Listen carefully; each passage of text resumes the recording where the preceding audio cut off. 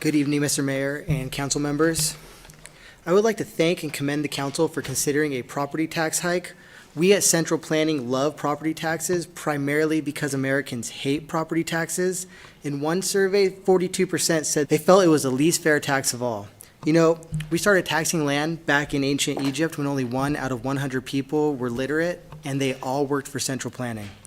Now, the malcontents say that property tax means that so-called, quote, property owners are renters of their land since the local government can evict them for non-payment. Something about property rights, due process, the rule of law, blah, blah, blah. That's not how this works. When a Michigan town refused to accept a woman's $900 late property tax payment and sold her home for $300,000, we at Central Planning applauded this. She should have paid the $900 on time. My favorite part about property taxes, however, is that basically everyone admits that tax assessors don't know what they're doing. A spokesperson for the International Association of Tax Assessors, also known as Central Tax Assessors, said, quote, homes tend to present a valuation issue for assessors because there can be a lack of data. According to one University of Chicago researcher, assessors don't have access to the same information as buyers and sellers. The result, the poorest neighborhoods face property tax rates roughly double those levied on the richest ones. This is the beautiful thing about central planning. So many believe that we know what we're doing. We ourselves often think we know what we're doing when we don't.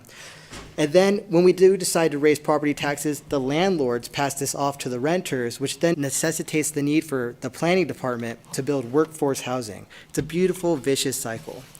By the way, side note, affordable housing is no longer the politically correct term. Affording and not affording something is a deeply personal, individual experience, and we want to get rid of individual experience. Workforce housing has much more of a we're all in this together kind of commie vibe, and that's what we're going for. At any rate, according to the University of Chicago study, in Kootenai County, 64% of the lowest value homes are overassessed, and 45% of the highest value homes are overassessed.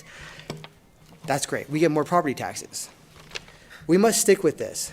Please don't heed the advice of Thomas Jefferson, who wanted to do crazy things like exempt all property from taxation below a certain point and implement a radically progressive property tax and taxes generally. This guy was a total loon. Thank you. Suggestions?